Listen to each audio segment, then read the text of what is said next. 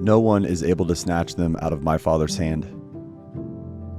I know whom I have believed, and am persuaded that he is able to keep what I have committed to him until that day.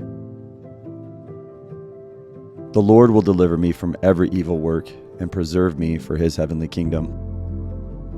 We are more than conquerors through him who loved us.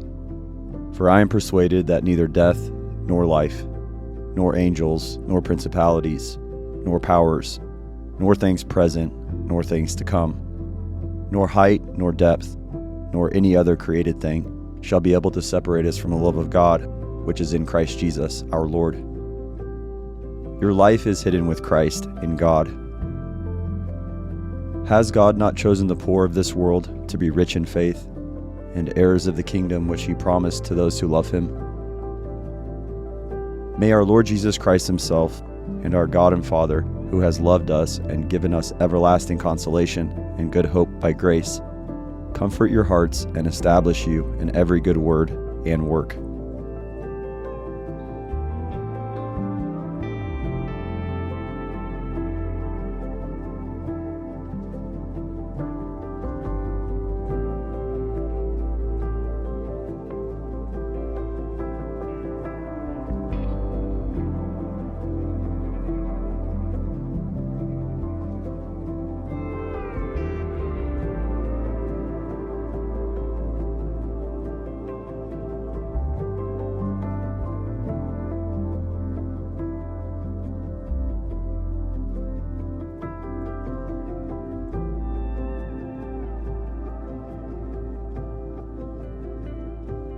The perfect law of liberty.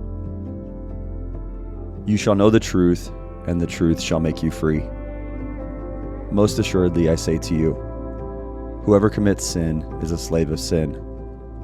Therefore, if the Son makes you free, you shall be free indeed.